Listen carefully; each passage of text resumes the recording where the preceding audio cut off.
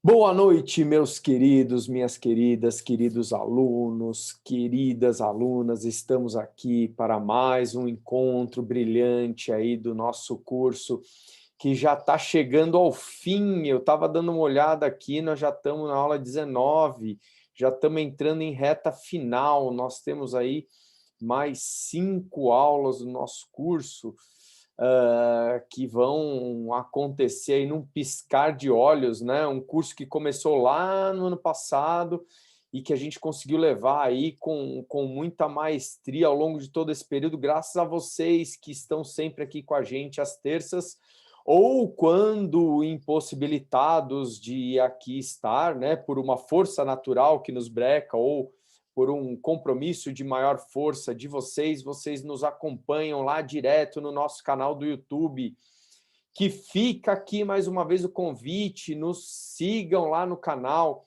Nosso canal tá prestes a conseguir a primeira estrelinha, né? A gente precisa de um pouquinho mais de seguidor. Um projeto que começou há pouco tempo, mas que veio crescendo absurdamente. A gente já passou aí o número de visualizações necessárias para conseguir a nossa primeira estrelinha no YouTube, e agora a gente precisa de seguidor. Vamos lá, assina o canal, façam lá o segmento ali do nosso trabalho, que vocês ajudam a gente aí a estar divulgando cada vez mais a nossa tão amada biomecânica.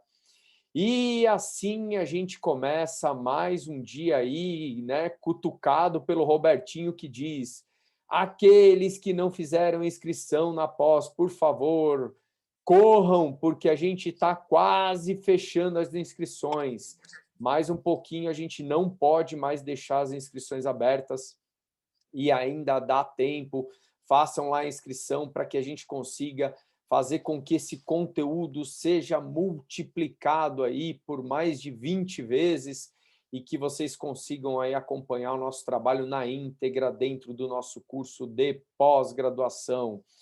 Falando nisso, eu vou fazer até um parênteses rápido, né, de uma matéria muito legal que eu li hoje na Folha de São Paulo, falando da democratização do período de pandemia, né? O período de pandemia veio trazer para a gente um momento muito interessante, que é a democratização do bom conteúdo, né? Hoje os alunos de diversas partes do planeta podem compartilhar de bons conteúdos de professores das mais diferentes áreas, né? E com muito orgulho a gente fala isso, porque o nosso projeto começou dentro da pandemia, com lives aí, com encontros pontuais que acabaram se tornando grandes projetos, e hoje a gente já é visto no mundo inteiro. Eu recebi uma mensagem muito carinhosa de um aluno pedindo para que a gente faça a tradução do conteúdo em espanhol, para que pessoas do país dele possam assistir aí ao nosso conteúdo. Isso é uma coisa muito legal, que mostra que a gente está realmente cruzando as fronteiras. Pessoal, mais uma vez eu peço a todos que fechem seus microfones. O microfone aberto atrapalha muito, muito, muito o nosso conteúdo, e a gente conta com a colaboração de todos vocês. No momento, temos um microfone aberto, e cada vez que abre o microfone, a gente tem que parar, porque num momento importante de explicação, muitas vezes esse conteúdo atrapalha, ou o ruído atrapalha. Bom, mas vamos lá. Estamos hoje aqui num momento especial, né? Um momento que eu tô sozinho, hoje nós não temos nenhum convidado, para falar de um assunto que acabou se tornando, né? Eu costumo dizer, a biomecânica é uma grande paixão para mim, mas em especial eu tenho uma menina dos olhos, que é falar um pouquinho sobre coluna vertebral, né? Uma coisa que me encanta, porque nela a gente consegue, de uma forma muito simples, dar todos os exemplos que a biomecânica aí nos traz dentro do aparelho locomotor, principalmente quando a gente fala de atuação clínica. Esse é um dos pontos mais agradáveis, né, que a gente coloca da biomecânica, que é a tradução da biomecânica para a atuação clínica, que é a nossa grande missão aí nesse planeta. E coluna vertebral, além de ser uma das meninas dos olhos, né, que a gente fala, é uma coisa que encanta muito alunos de todas as partes, né, do planeta, que vem pedindo para a gente, quando a gente pergunta lá o que você quer ouvir dentro do nosso curso, os alunos falam assim, coluna vertebral. Olha que interessante, tem muita gente aí interessado nesse segmento, mesmo porque hoje a coluna vertebral, em se tratando de lesões músculo-esqueléticas, é, sem sombra de dúvidas, a pioneira em número de acometimento da nossa população. E em se tratando de saúde, de uma maneira geral, também desponta aí na cabeça do ranking dos maiores problemas da humanidade. E sem churumelas, eu já vou compartilhar minha tela aqui para que a gente possa começar a falar dessa bondosa articulação conhecida como coluna vertebral. Vamos lá, vamos compartilhando aqui a nossa apresentação, falando aí da nossa tão esperada aula de hoje, biomecânica aplicada às lesões da coluna vertebral. Um primeiro ponto que a gente tem que destacar quando a gente fala de coluna vertebral é que essa coluna vertebral é o grande eixo do nosso corpo, né? É o grande ponto primordial para que a gente comece a trabalhar com todas as cargas do aparelho locomotor. Vamos começar, então, pontuando isso aqui de uma maneira muito interessante, que é através desse desenho mostrando que a gente tem um grande pilar no nosso corpo, e desse grande pilar no nosso corpo, a gente forma uma coisa conhecida anatomicamente falando como esqueleto axial. Então, vamos circundar aqui esse pilar para que a gente possa agora entender que, a partir desse pilar, a gente tem aí, vamos chamar assim, ó, 4 segmentos que são classificados como segmentos apendiculares. Mas, em se tratando de biomecânica, eu queria colocar aí mais um segmento que, embora anatomicamente não seja assim definido, a gente considera como um ponto importante de fixação ao pilar, e eu vou bater muito hoje na tecla disso daqui.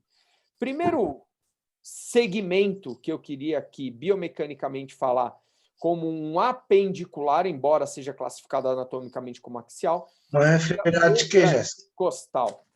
Pessoal do microfone, por favor. A gente vai pedir gentilmente, mais uma vez, que vocês desliguem o microfone. Se a gente começar a ter problema com o microfone, eu vou, infelizmente, derrubar da reunião.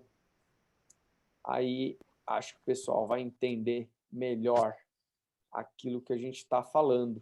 Infelizmente, temos que ser democráticos e não atrapalhar os demais alunos. Obrigado. Vamos lá, pessoal. Então, primeiro grande ponto aqui que a gente tem que colocar é justamente a questão do gradil costal, que é digamos assim, um segmento apendicular que se articula com o eixo central aqui da coluna vertebral. E dentro dessa dinâmica, né, tão pouco estudada aí por alunos de educação física, fisioterapia e medicina, como um aspecto biomecânico, né, a gente tem aí a honrosa ação de mecânica ventilatória. Um outro ponto interessante é quando a gente começa a falar dos apendiculares superiores, né, é através da junção da nossa articulação externo-costal, que nós temos aí o único ponto ósseo de junção do esqueleto apendicular superior ao esqueleto axial, e através de uma dinâmica muscular a gente consegue aí a fixação das escápulas nesse gradil costal para que consigamos aí realizar os movimentos de membro superior. É também através da junção central para a junção apendicular que a gente forma a articulação sacroiliaca, e dentro da articulação sacroiliaca a gente consegue formar um novo esqueletinho apendicular, que é justamente o esqueleto do membro inferior. Mas hoje eu queria que vocês entendessem esse eixo central, incluindo a pelve, como um eixo de fixação para a movimentação dos membros inferiores, ok? Então, vamos falar numa outra língua agora. Eu não vou seguir definições anatômicas, eu vou seguir definições funcionais, pensando que aqui, né, a gente tem um eixo, e eu vou até apagar aqui o que eu acabei de desenhar, para que a gente entenda isso daqui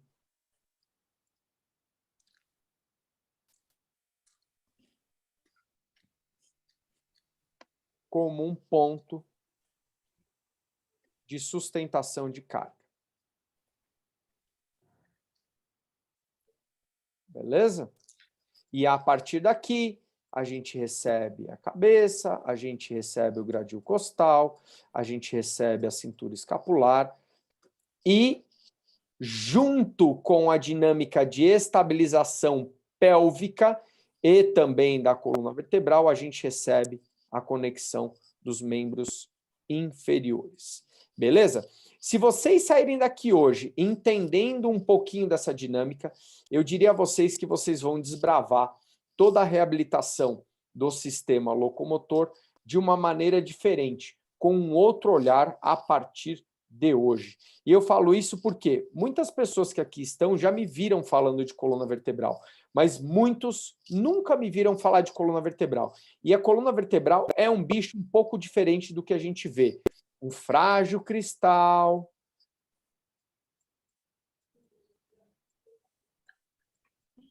que se quebra,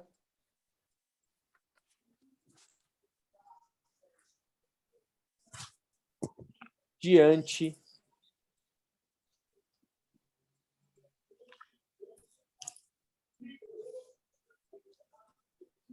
das cargas mecânicas.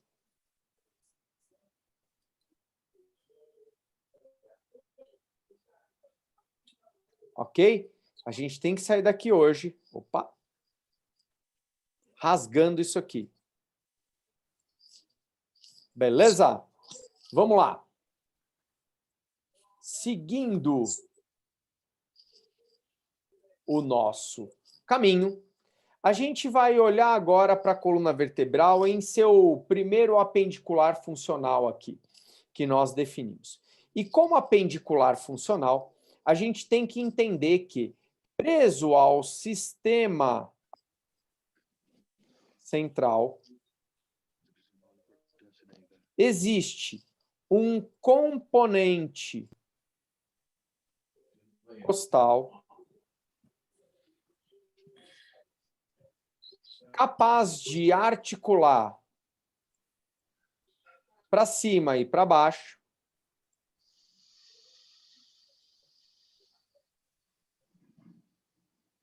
e, por consequência,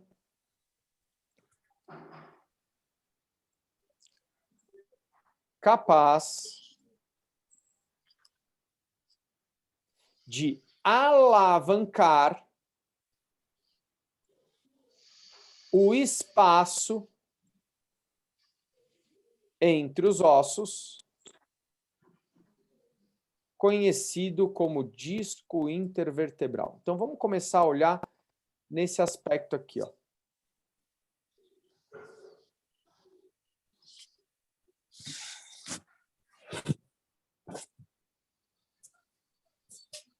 Acho que teremos o primeiro aluno que vai cair da reunião. Eu vou descobrir quem está com o microfone aberto e vou tirar. Pronto.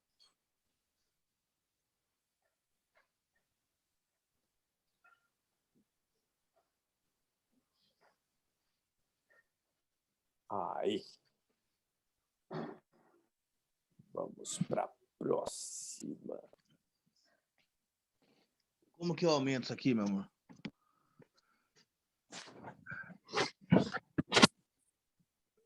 Ai. Vamos lá. Entendendo isso daqui como um sistema, o que a gente começa a perceber? Aqui dentro, vou mudar a cor da caneta. Opa.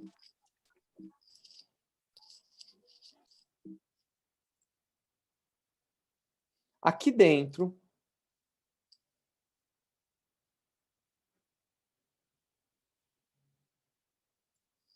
existe uma massa pulmonar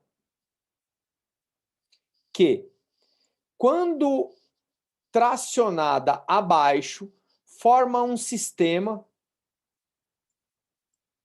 de alavancagem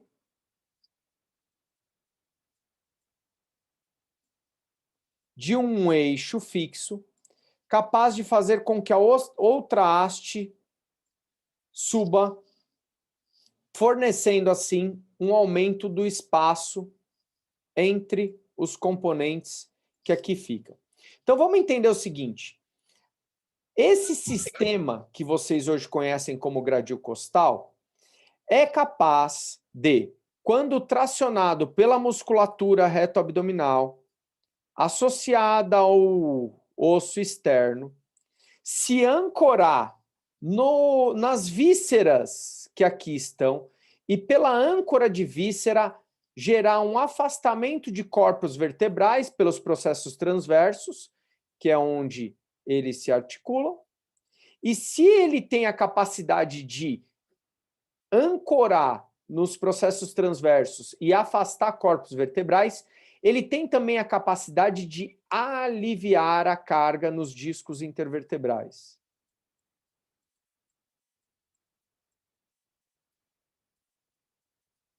Então, olha que interessante. Quando a gente fala de dinâmica ventilatória, nós estamos falando de um gesto automático. Respiração é um gesto automático.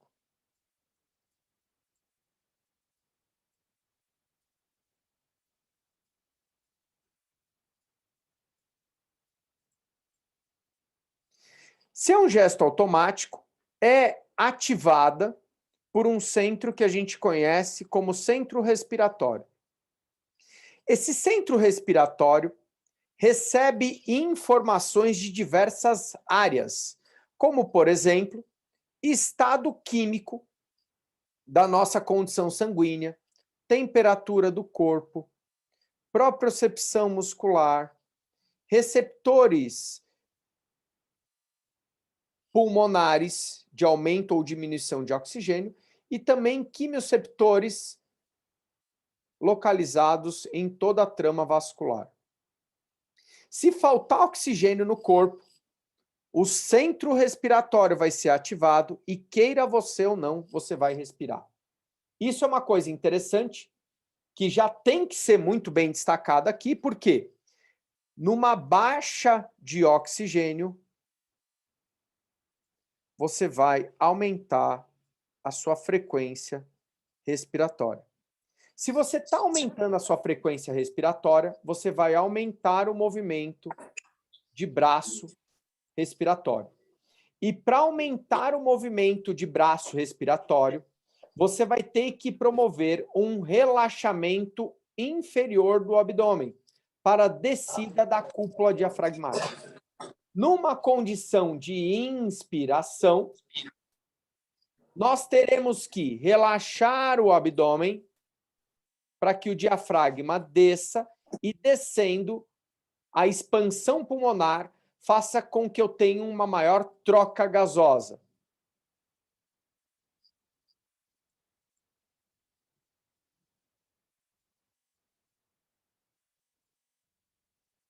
Logo, se eu estiver inspirando, o diafragma desce, aumenta a sua contração. Lembrando que o aumento da contração, o aumento do tônus do diafragma significa descida de sua cúpula. E a musculatura abdominal diminui a sua condição de tônus. Isso serve para que haja uma expansão pulmonar.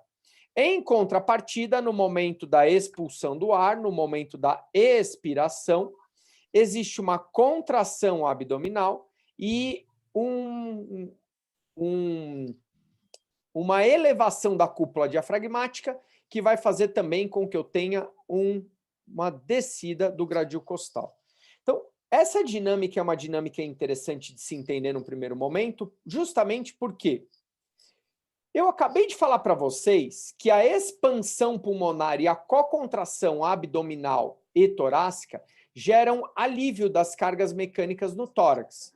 E falei também para vocês que se eu tiver numa condição de respiração automática, eu preciso articular isso e não consigo manter o tórax em expansão. Logo, para aumentar a minha respiração,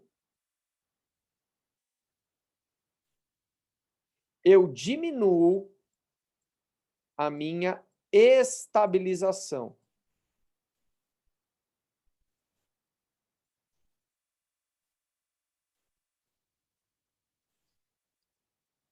Trocando em miúdos, se eu ficar ofegante, se eu precisar, se eu diminuir a quantidade de oxigênio, querendo ou não, eu ativo o centro da respiração. Ativando o centro da respiração, eu diminuo o processo de estabilização. Logo, em se tratando de cargas mecânicas,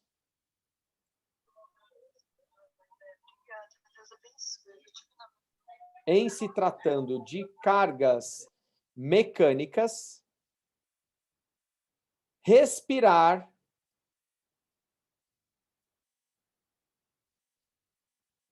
seria o oposto de estabilizar.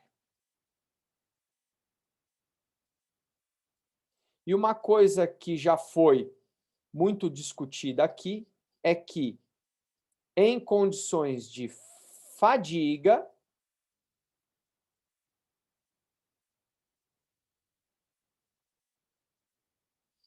associada à continuidade do exercício,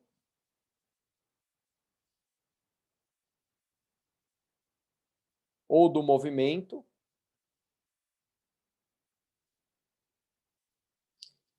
eu aumento o risco ao aparelho locomotor.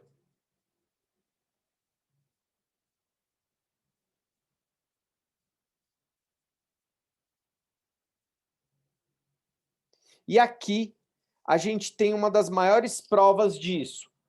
Para manter a condição fisiológica de equilíbrio de oxigênio, de saturação, de troca gasosa, a gente começa a sacrificar a estabilidade do sistema.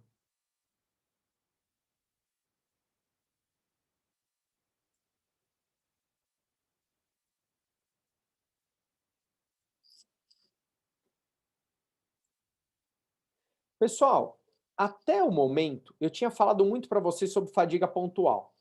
A gente falou lá de fratura por estresse, a gente falou que quando o músculo entra em fadiga, ele coloca em risco o osso, a gente falou que quando o músculo entra em fadiga, ele compromete o alinhamento articular.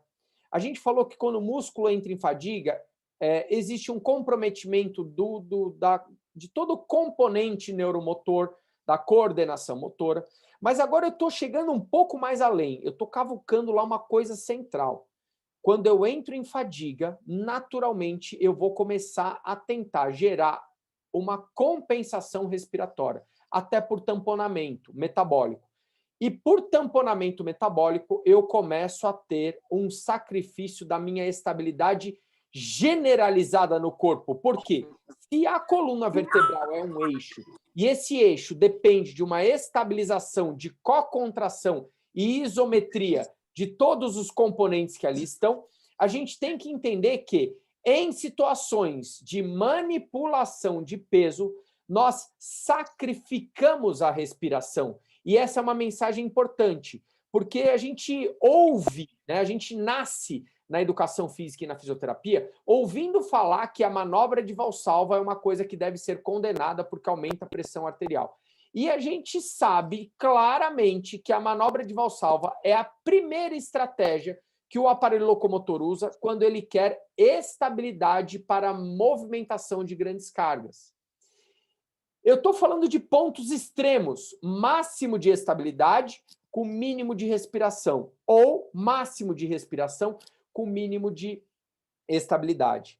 Vale lembrar que o aparelho locomotor tem a capacidade de dosar isso, de coordenar a sincronia entre respiração e, consequentemente, a estabilização, para que ele tenha o máximo da estabilização em um ponto e o máximo da respiração em outro. E é isso que a gente considera como um dos pontos mais coordenados e difíceis de entender na coluna vertebral. Uma pessoa que não entende a respiração como um ato fisiológico e também biomecânico não consegue entender um processo de estabilização central. E se eu não tenho um processo de estabilização central, eu não consigo estabilização periférica. Eu começo a ter lesões de manguito rotador, eu começo a ter artrose no joelho, eu começo a ter artrose no quadril, eu começo a ter hérnias de disco, e a partir daí a pessoa começa a tratar o sistema de forma isolada e não sistêmica. Notem aqui que, se eu quiser uma plena reabilitação do aparelho locomotor, eu não estou falando mais só de coluna vertebral, eu tenho que entender isso como um sistema, porque não dá para sacrificar a ventilação por muito tempo. Nós sacrificamos a ventilação por milésimos de segundo para que consigamos um alto gesto de carga. A partir daí, eu preciso criar estratégias para a continuidade da minha movimentação, da minha locomoção, ao mesmo tempo que eu articulo entre manutenção de condições fisiológicas e manutenção de estabilidade biomecânica. E essa é uma das maiores artes do movimento humano. E, ao mesmo tempo, essa é uma das artes menos discutidas quando a gente fala de biomecânica. Por isso, eu considero essa uma das aulas mais importantes do aspecto clínico do aparelho locomotor. Beleza, pessoal? Vamos dar sequência aí, vamos compartilhar a tela de novo, que o pau começou a comer. Olha aqui. Voltando então para a nossa apresentação, agora a gente vai dar um passinho à frente e entender que todo o nosso corpo funciona como um grande guindaste, né? Imaginem que isso daqui seria o nosso corpo em pé, sendo que a coluna vertebral, associada aí ao aterramento de fixação do pé no solo, formariam esse guindaste, e a partir do momento que a gente tem esse guindaste, eu vou lembrar com vocês aqui sobre um assunto chamado anisotropia.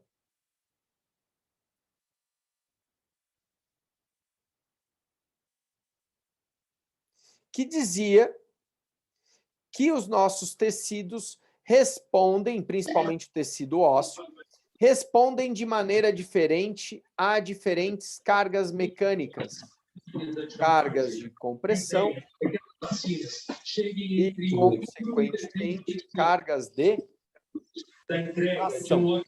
Tem milhões de doses que já tinham sido acertadas. Também hoje a Anvisa aprovou novas condições para a aplicação do armazenamento da vacina da Pfizer. Segundo estudos, os práticos poderão permanecer a menos 20 graus até 2 semanas e depois retornar a temperatura de entre menos 60 e menos 90 graus Celsius.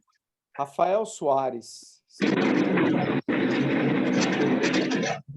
Rafael Soares. Tiramos. Entendendo isso daqui, a gente coloca uma coisa bem interessante, que é essa anisotropia, essa diferença de sustentação de cargas mecânicas é equilibrada, digamos assim, pelo sistema muscular. Então, imagina aqui uma coisa. Isso aqui está caindo ao chão. Em contrapartida, para isso daqui cair ao chão, pensando num sistema de alavanca, eu precisaria de uma tração posterior a esse eixo. que seria o meu componente muscular. Se eu não tiver componente muscular atuando, vamos imaginar que eu não tenha músculo aqui. Se eu não tiver esse componente muscular, isso daqui quebraria no ponto de tração, formando uma cunha. Como eu tenho componente muscular, a cocontração do componente muscular faria com que eu transformasse a área de tração desse meu eixo em área de compressão.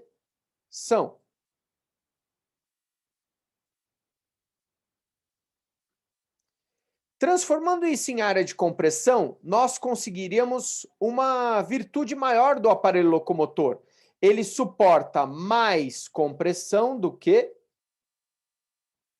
tração. Beleza? Em contrapartida, por uma somatória vetorial, quando dois vetores entram em oposição, eles acabam gerando um vetor resultante, que é um vetor de compressão central. Esse vetor de compressão central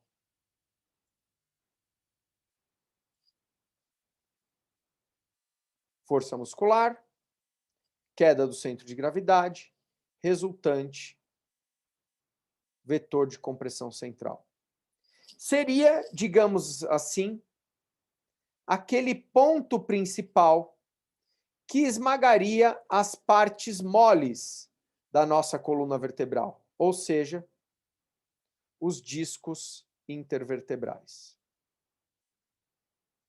Logo, sem a contração muscular, eu danificaria meus ossos. Como é o caso desse desequilíbrio no sistema. Com a contração, com a cocontração muscular, eu não danifico meus ossos. Mas eu vou passar a danificar agora quem? O disco intervertebral. Consegui uma coisa interessante. Com músculos abdominais e paravertebrais, eu consigo isolar esse sistema. Em contrapartida, eu resolvo um problema e acabo gerando um outro problema. Eu aumento a compressão nos discos. Professor, mas pela hidrodinâmica dos discos, isso seria interessante. Concordo com você. Pequeno gafanhoto. Porém, nem tudo está dentro do que é belo. Quando a gente olha histologicamente o núcleo pulposo do disco intervertebral, ele é praticamente composto de água. Tá apanhado? Se ele é praticamente composto de água, o que a gente tem que entender aqui? A compressão do núcleo pulposo seria interessante para que essa água... Bem no meu prato. Eita, nós, gente. O prato é aquele? Não, mas tu não o problema direção. não é nem comigo, vocês deixaram Sabe quantas horas tu vai pegar? O problema é... Pronto, mais um foi para a sala de espera. É que vocês atrapalham os outros alunos. Vamos lá.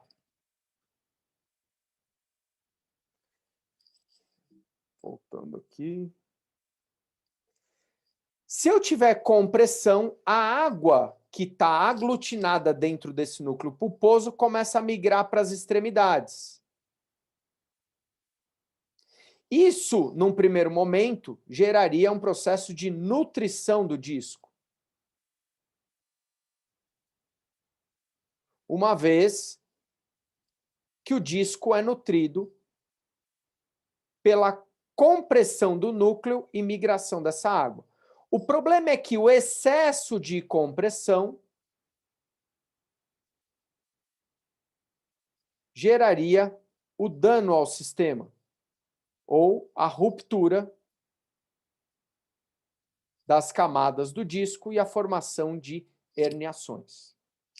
Num primeiro momento, o sistema de co-contração entre abdômen e paravertebral geraria um benefício ao sistema e até mesmo uma hidratação do disco. O problema é que esse excesso de carga geraria dano do disco.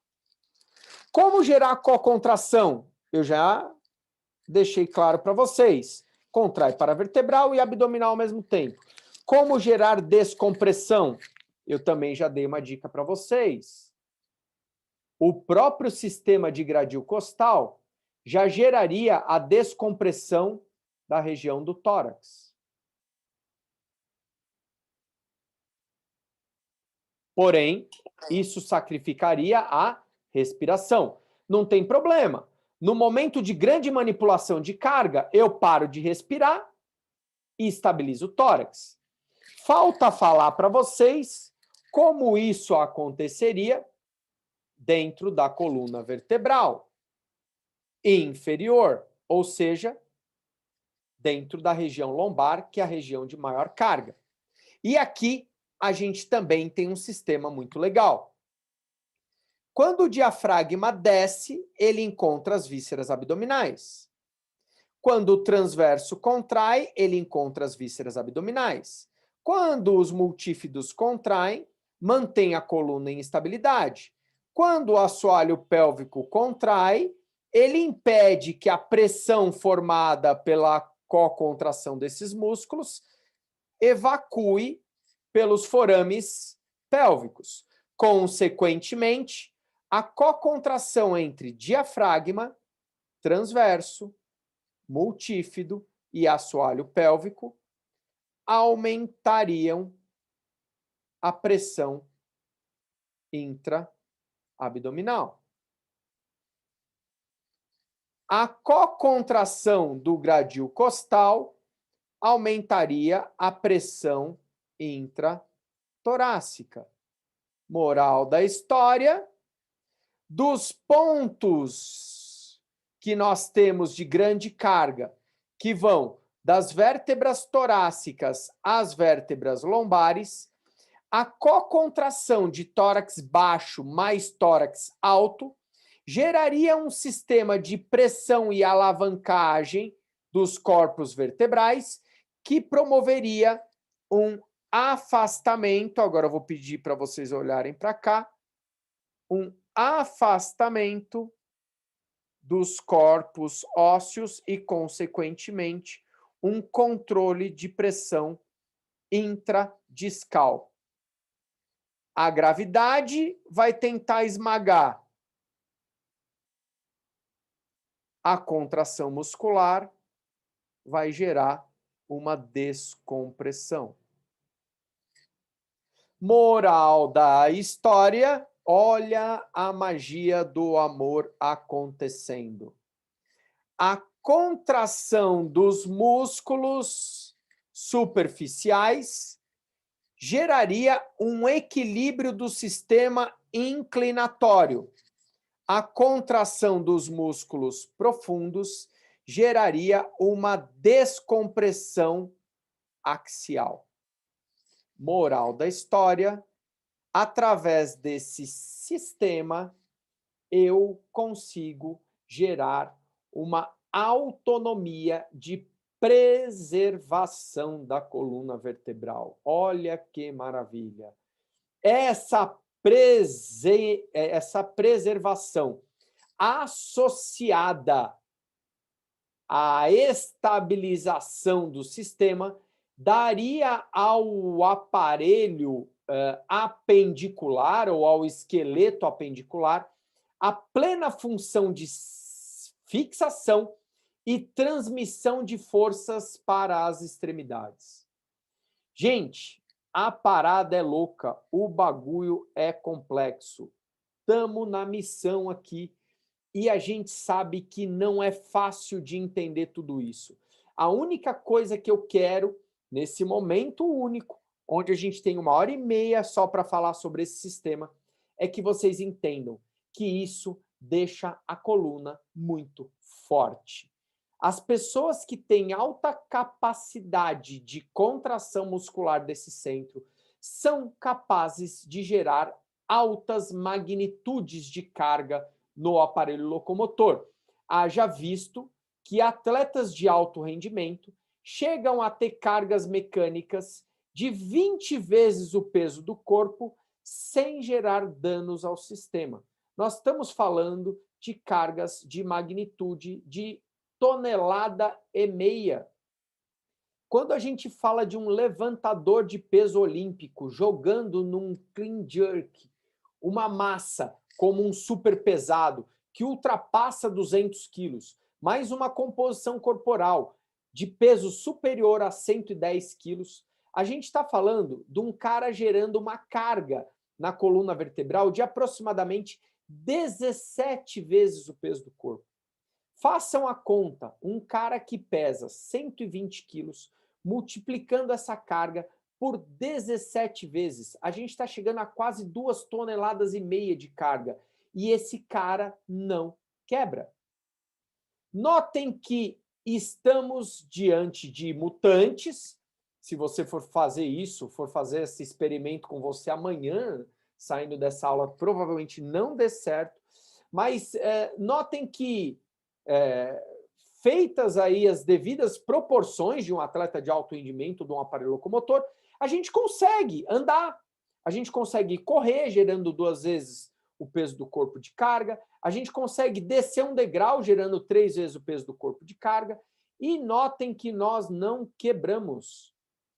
Por que isso acontece? Porque existe um sistema altamente aprimorado de contração muscular na hora certa, na hora da carga, para que o nosso aparelho locomotor seja preservado.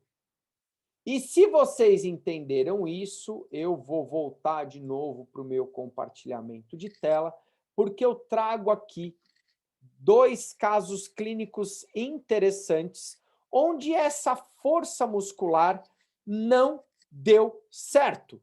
E olha aqui uma coisa legal, que a incapacidade de manter o espaçamento do sistema fez com que os corpos intervertebrais se chocassem e gerassem aqui processos de dano ósseo. Gerassem também processos de proeminências do tecido mole. E vejam que isso acontece no tórax e também na coluna lombar, nesse outro caso aqui, ó. Esses casos são reais e mostram claramente que coluna cervical associada à coluna lombar entram em dano quando não existe uma plena harmonia desse sistema que eu acabei de falar para vocês. Uma outra coisa bem interessante que a biomecânica já desvendou foi justamente o estado da arte que mostra que esses músculos que aumentam a pressão intraabdominal se contraem ou entram em contração de forma antecipada, por exemplo, a um toque do pé no chão. Antecipada a um movimento do braço. Antecipada a um movimento de membros inferiores, como flexão, abdução e extensão de quadril. Notem aqui que quando eu olho o deltoide contraindo e o transverso contraindo, no movimento de flexão de membro superior, a contração do transverso acontece previamente à contração do deltoide, num espaço de tempo. O que significa isso? Primeiro, eu endureço o centro, depois eu movimento o guindaste. Se eu não trabalhar nesse endurecimento de centro para depois mexer o meu braço, eu gero um movimento de cunho. E o que é mais interessante, né, é que as pessoas que não têm essa antecipação acabam gerando um processo inverso, um processo deletério. Esse fenômeno de antecipação não acontece em pessoas que possuem dor lombar.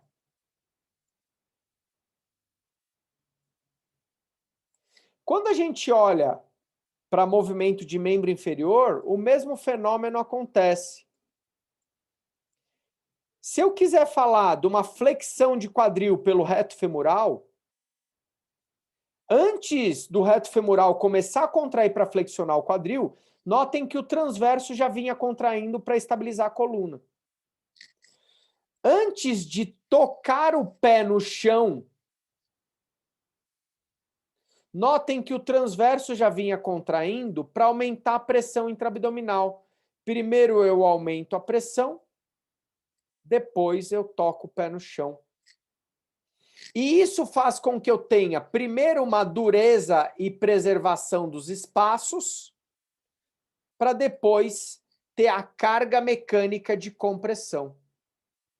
As pessoas que perdem essa habilidade acabam gerando um processo de destruição. E notem que isso vai além até do que a gente imagina. Quando a gente olha para as condições de respiração, existe um sincronismo entre o movimento do diafragma e o movimento dos braços. Notem que a cada movimento do braço existe um pico de contração do músculo diafragma. O que significa isso? Se eu quero movimentar o braço e alavancar o meu braço em flexão a partir daqui, ó, vamos usar esse exemplo aqui, ó. Se eu quero levantar o braço a partir daqui, eu tenho um pico de contração do diafragma para quê? Para aumento de pressão prévio ao movimento do meu braço.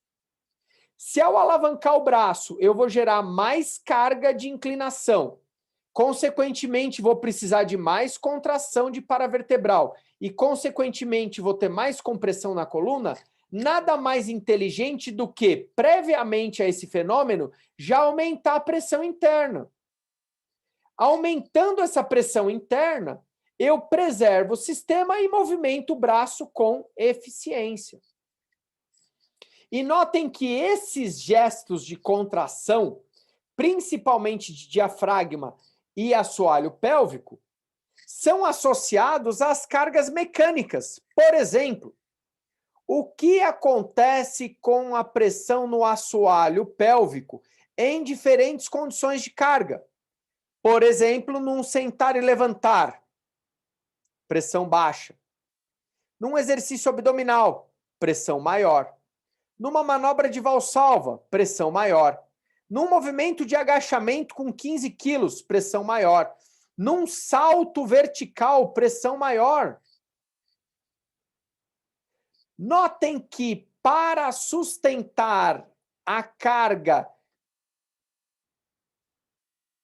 vertical da gravidade das vísceras, eu preciso de uma maior contração de assoalho pélvico, uma maior contração de diafragma, uma maior contração de transverso abdominal, uma maior contração de paravertebrais de multífido, para que eu tenha um aumento de pressão e, consequentemente, eu consiga preservar o meu sistema. Professor, por que as pessoas, então, quebram? Porque elas não conseguem manter essa força muscular. Na aula passada, falamos aqui, em conjunto com o nosso amigo Juliano, e falamos sobre uma condição, né, até na aula anterior, de sarcopenia. Numa condição de sarcopenia, as pessoas vão perdendo força. Numa condição de dor, as pessoas vão perdendo força. Numa condição de sedentarismo, as pessoas vão perdendo força. E além de perder essa força, ou de envelhecimento, elas vão perdendo força. Além de perder essa força, elas acabam perdendo também o quê? A sua condição de coordenação de todo esse sistema. Notem que esse sistema é preparado, mais uma vez, no nosso primeiro ano de vida. E é aprimorado em exercícios onde eu fico com o pé cravado no chão. Se você quer trabalhar a coluna vertebral, você tem que trabalhar a coluna vertebral dentro do seu talento, ou seja, ao contrário de uma pessoa acamada numa condição de coluna travada, se o sujeito já estiver em pé, ele precisa aprimorar esse sistema em pé, em condições de carga axial. Aí muitos alunos perguntam para a gente, mas professor, então eu posso pôr uma pessoa que tem hernia de disco para agachar? Se você tiver a plena habilidade de aprimorar esse sistema, e a gente tem técnica para isso, assim o faça. Se você não se sentir seguro para isso, procure alguém que tenha essa técnica. E mais uma vez, falando com muito orgulho, hoje o nosso curso de pós-graduação ensina vocês a fazerem isso. Hoje o nosso curso trabalha com mais de 20 horas de coluna vertebral e mais de 20 horas de treinamento baseado nas evidências que mostram como melhorar esse tipo de controle. Hoje eu ganho a vida fazendo isso, atendendo clinicamente pessoas que têm problema na coluna. Inclusive, esses casos que eu trago aqui são reais. O que eu estou querendo dizer para vocês é que é possível, sim, fazer isso com exercício de agachamento. Porém, tomem cuidado, porque é mais fácil hoje no mercado a gente achar pessoas que se quebraram fazendo agachamento do que melhoraram fazendo agachamento. Justamente porque nós batemos ao longo de todo esse curso. Agachamento é uma questão de saúde pública. Por isso, temos que ter a plena convicção de que agachamento não é simples, não é de fácil execução. Mas a gente precisa preparar os nossos alunos para fazer isso, para que consigam prescrever agachamento de forma saudável.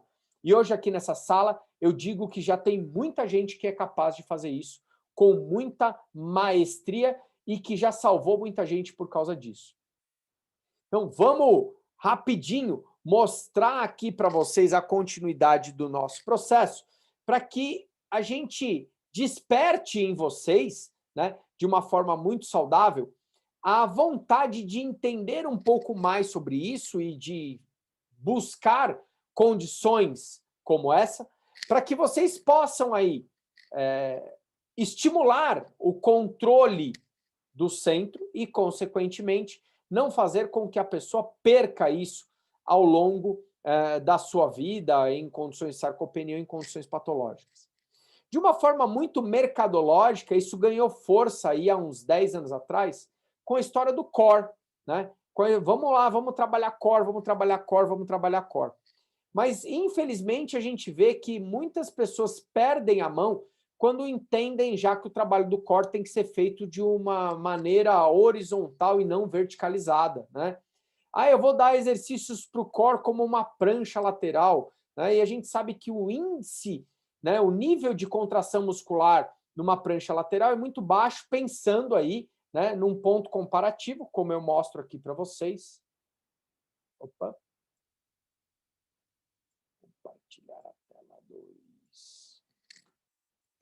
Como eu mostro aqui para vocês, situações de base ou situações de salto, né?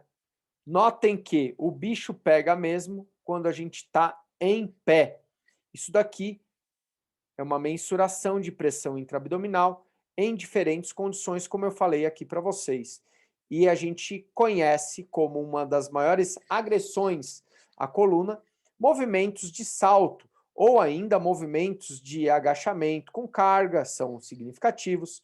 E notem aqui que numa condição onde você coloca um sujeito deitado ou ainda um sujeito numa condição de base, as pressões intraabdominais são extremamente baixas. Um exemplo interessante que eu queria trazer para vocês é um artigo que foi publicado em 2017 na revista Nature, onde foram comparados 3 grupos, né, distintos. Um grupo não praticava esportes, um grupo corria de 20 a 40 quilômetros por semana e um grupo corria mais de 50 quilômetros por semana. Dentro dessas condições, foram avaliadas 5 regiões do disco intervertebral, sendo as regiões 2, 3 e 4 as regiões mais centrais, as regiões de núcleo do disco intervertebral.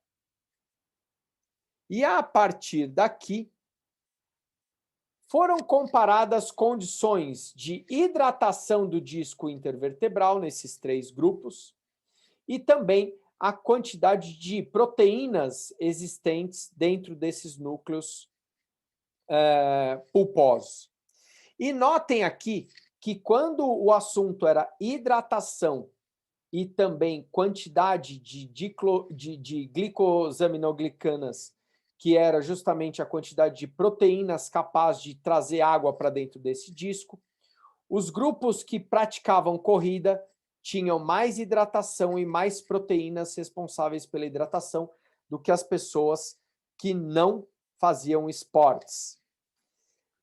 Quando o assunto era a altura de disco intervertebral, ou seja, espaçamento do processo ósseo relacionado à altura do disco intervertebral,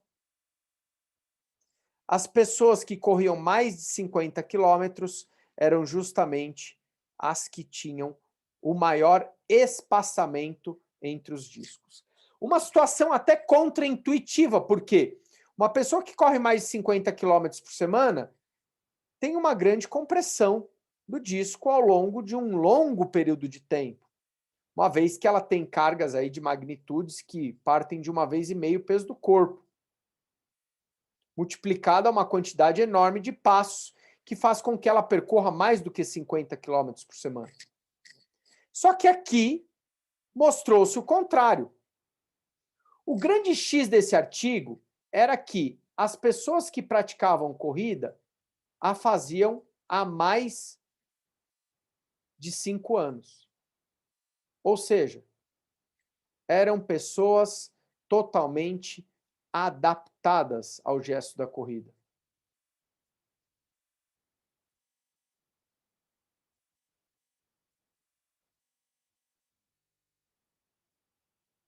Se elas eram adaptadas ao gesto da corrida, eu vou voltar um slide aqui que mostra claramente isso. Previamente, antes de cada toque do pé no chão, existia um aumento ideal de pressão intraabdominal. E quando eu falo de aumento ideal, eu falei para vocês que o máximo da respiração era justamente o inverso do máximo da estabilização.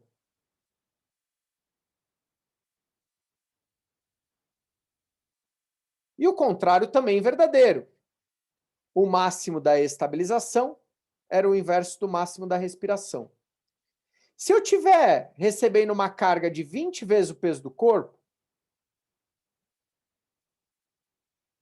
eu sacrifico a respiração e ganho estabilização.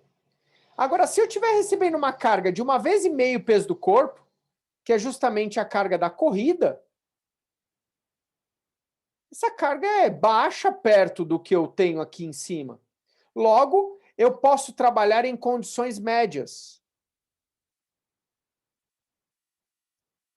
Eu uso a estabilização necessária e sincronizo com a respiração necessária. É por isso que nós conseguimos caminhar,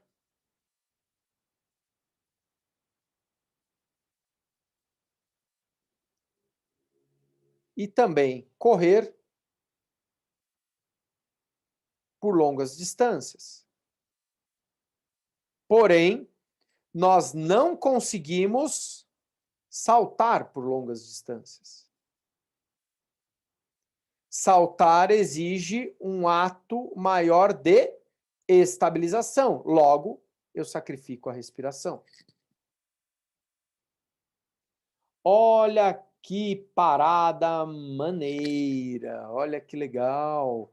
Esses corredores adaptados conseguiram alcançar uma boa estabilização de centro por estarem altamente expostos a cargas mecânicas e conseguirem ter um processo de adaptação saudável a elas.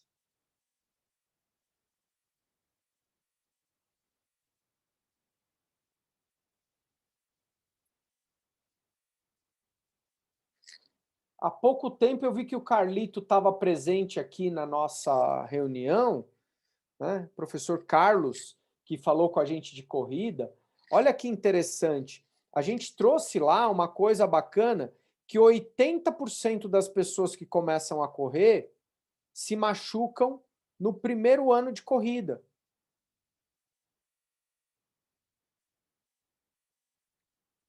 Na verdade, esse número, né, de 20% a 80%, aproximadamente, significa o quê? Um alto índice de lesões no primeiro ano de corrida. Por quê? Porque, infelizmente, nós não sabemos no mercado fazer uma boa adaptação. Eu não vou incluir, não, porque tem muita gente que sabe. Existem muitas pessoas, vou reformular minha frase, que não sabem fazer o processo de adaptação à corrida. Olha que legal. Quer começar a correr? Vamos começar com 3K. Ou vamos começar com 5K, andando e correndo.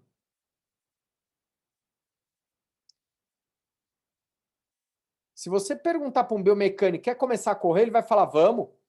Vamos correr? Não. Vamos treinar força. Agora que você já tem força, vamos treinar força em avanço. E força em avanço pode significar 10 passos de corrida.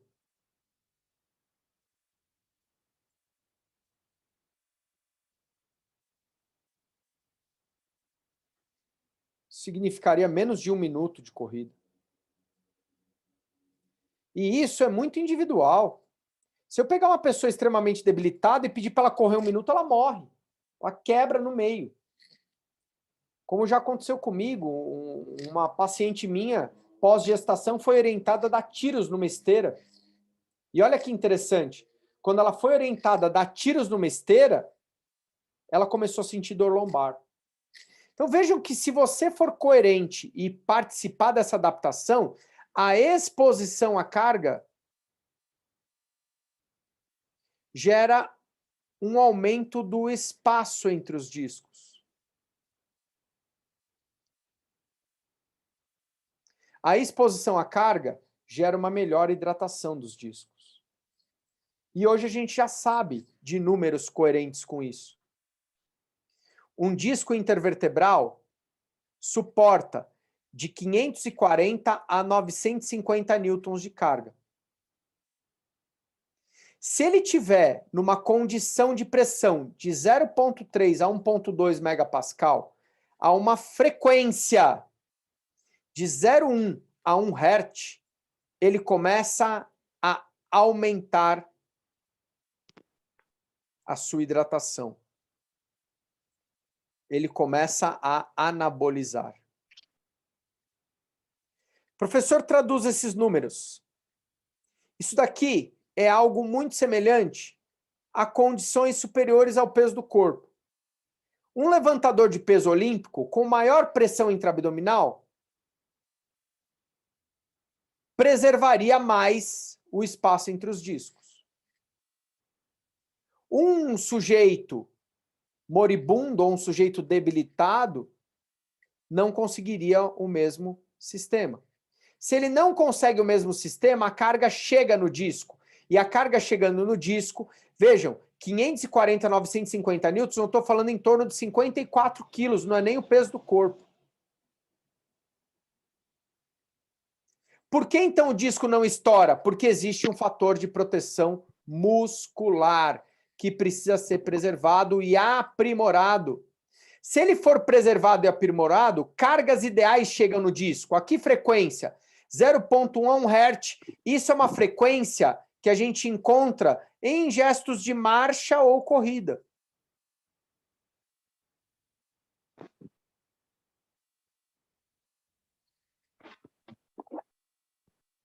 Notem que, com uma boa contração muscular, uma bela caminhada seria suficiente para aumentar a hidratação do disco intervertebral. Ou seja, não tem como melhorar isso sem carga mecânica. Privar o sujeito de carga significa privar o disco de hidratação. Forte essa afirmação, professor. Concordo com vocês. Para finalizar a nossa conversa, eu já mostrei esse slide para vocês. O centro do nosso corpo, com toda a sua dinâmica de preservação e coordenação, serve de transmissão de força para o pleno funcionamento do membro inferior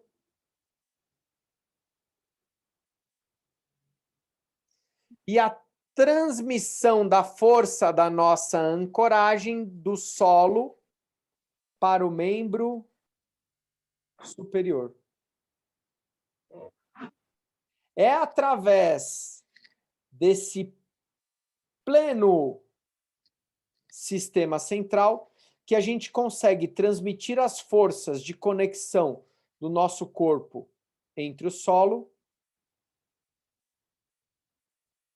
e o nosso membro superior.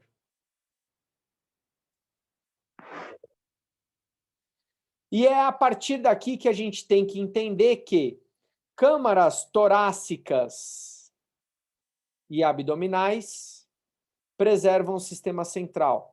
Preservação do sistema central nos promove alinhamento de membro inferior.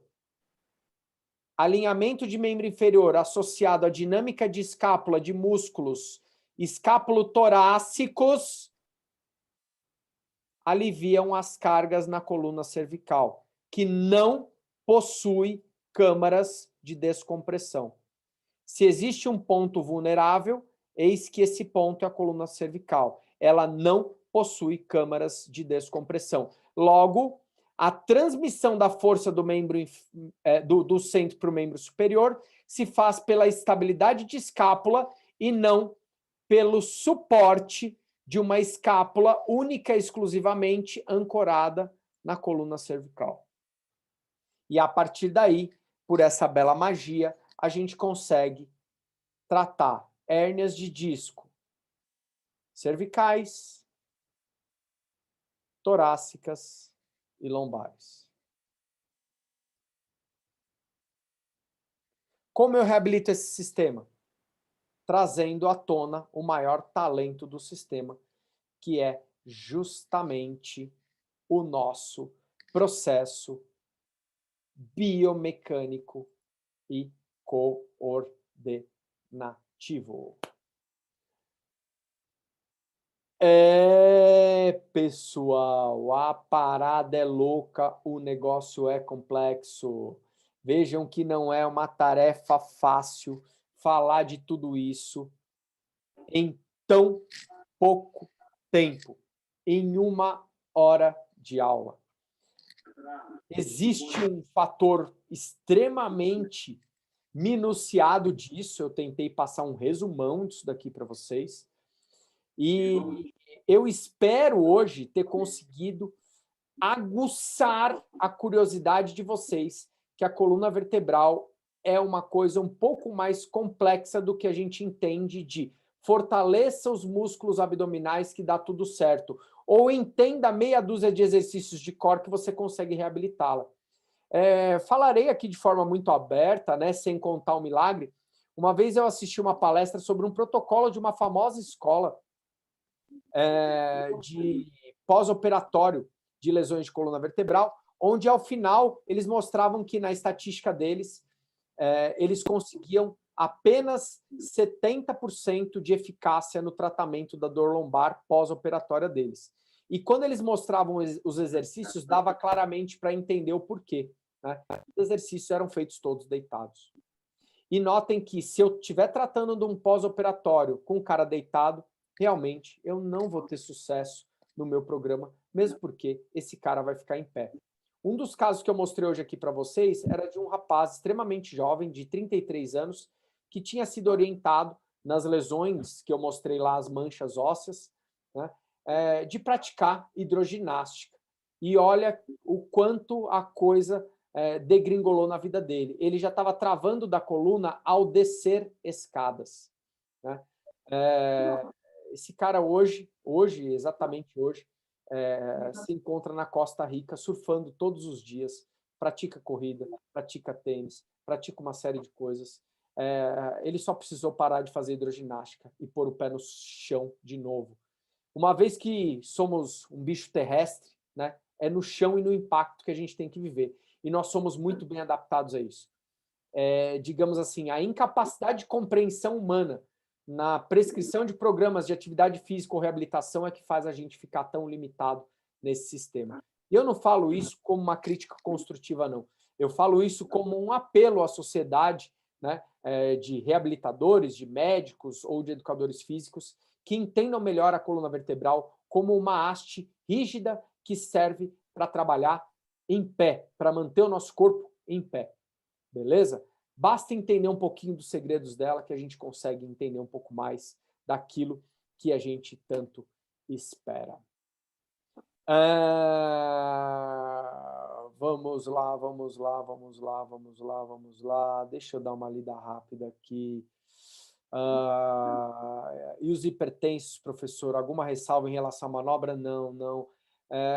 Essa manobra ela é feita por milésimos de segundo, gente. A manobra de Valsalva em situações de carga é feita por frações de segundo na nossa dinâmica, né? E quando a gente vai fazer atividade de alta intensidade, você nunca vai conseguir fazer 2 repetições. Pensa numa situação de carga máxima. Você não vai fazer 2 repetições, você vai fazer uma única repetição. Você fica em manobra de Valsalva em condições inferiores a 1 segundo.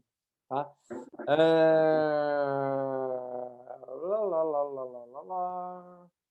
O administrador da reunião consegue desabilitar o microfone? Sim, eis que eu sou administrador, é difícil dar aula e desabilitar ao mesmo tempo.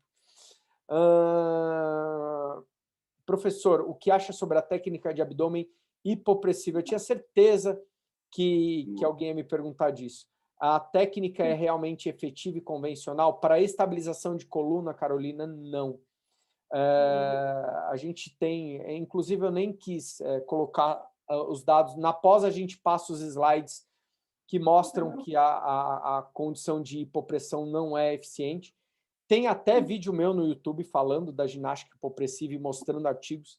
Eu não quis ser polêmico aqui, porque a última vez que eu falei sobre isso, fui atacado virtualmente pela moça que vendia o método, falando que eu não conhecia isso. Mas doa quem doer, não. Para estabilidade de coluna, não. A ginástica hipopressiva gera uma como o próprio nome diz, né? A ginástica hipopressiva não é uma ginástica, é uma postura, né, de encolhimento, de relaxamento do diafragma e encolhimento de vísceras abdominais. Se eu tiver numa condição de carga, eu não consigo fazer isso. Tá? Convido as pessoas da ginástica hipopressiva que discordarem de mim a fazer um agachamento com o peso do corpo, conseguindo manter o recuo das vísceras abdominais. Quem conseguir fazer isso, está de parabéns. Que aula mal, obrigado, Noel. Excelente, excelente. Misericórdia, alguém pede misericórdia. Que aula é essa, professor? Obrigado, Mari, sensacional. É a magia do amor, bruxaria da biomecânica, né, Renan? Olha que legal. Obrigado. Match Pilates, estudo recomendável. Diego, muito legal, tem muita coisa do Match Pilates que dá para ser feito. A gente tem que entender que cada exercício é colocado em uma condição diferente, tá? Eu, particularmente, mesmo em condições de travamento de coluna, coloco o sujeito para trabalhar em pé. Eu tenho uma técnica particular que eu executo para isso. Eu não coloco pessoas para trabalhar deitado. Mas tem muita gente com Mat Pilates fazendo umas coisas bem legais em dor aguda. A única coisa que eu convido é, a partir do momento que essa pessoa tiver liberdade, que ela saia da condição de solo e vá para a condição em pé, que ela execute exercícios mais audaciosos, que é isso que vai dar mais liberdade ao longo da vida. Beleza? Tranquilos? Douglas me manda um abraço, outro abraço, meu amigo. Acho que nos vemos esse final de semana, né, Douglas? Na pós. E vamos lá, vamos finalizar aqui, que o pessoal já está indo embora. Não vai embora, não. Olha lá, vamos compartilhar a tela. Falta aqui falarmos das conclusões do professor. Olha que bacana. Do ponto de vista da biomecânica, a coluna vertebral é um órgão central do aparelho locomotor que serve de alicerce para a ação do esqueleto apendicular. De importância não inferior em seus arcabouços, comporta vísceras do sistema e ancora os braços de alavancas responsáveis pela respiração. Em harmonia entre fisiologia e biomecânica, vamos destacar bem isso, né? Nosso corpo sempre trabalha em harmonia entre as áreas. Seu complexo sistema alterna entre a manutenção das funções vitais e a estabilidade do sistema locomotor, sendo essa função sincronizada de infinita importância para o pleno funcionamento do nosso corpo. Reabilitar a coluna vertebral significa entender e aprimorar todo o sistema locomotor. Por sua vez, aprimorar o sistema locomotor dependerá sempre de uma saúde prévia de seu eixo principal, ou seja, a coluna vertebral. Segmentar o sistema em um programa de atividade física e ou reabilitação talvez seja o caminho mais curto para o insucesso. Privar a coluna vertebral de cargas mecânicas relacionadas ao movimento humano talvez seja desperdiçar um de nossos maiores talentos e, consequentemente, a nossa liberdade de movimento. Deixo aqui uma mensagem que eu gosto muito para quebrar paradigmas, que a ciência nos convida a escolher os fatos, mesmo quando eles não se ajustam às nossas pré-concepções. E é isso, é assim que chegamos ao final de mais um encontro mágico, cheio de carinho, cheio de amor, com muita troca de energia boa com vocês, e eu espero de uma maneira muito humilde ter ajudado vocês aí a continuidade da carreira de vocês, esses nossos encontros que já se tornaram uma rotina para muitos e que eu espero que continuem ainda por muito e muito tempo. Beleza, pessoal? Muito obrigado mesmo por mais um momento tão agradável aí de discussão, de carinho, de respeito, e eu espero que vocês estejam em paz aí em mais uma semana, que já não mais se inicia, né? Já está da metade para frente, e que possamos nos encontrar aí, pessoal da pós, nesse final de semana, e o pessoal que está começando o nosso curso nas pré-aulas aí, muito em breve. Se vocês não fizeram ainda inscrição, por favor, as inscrições estão abertas, vamos falar de ciência, vamos estar mais tempo junto aí. Beleza, pessoal? Mais uma vez, o Deus daqui sauda o Deus que habita cada um de vocês. Obrigado por mais esse carinho, obrigado por mais esse encontro. E estaremos juntos em breve. Uma ótima noite a todos vocês. Beijo no coração. Namastê. Até mais. Obrigado.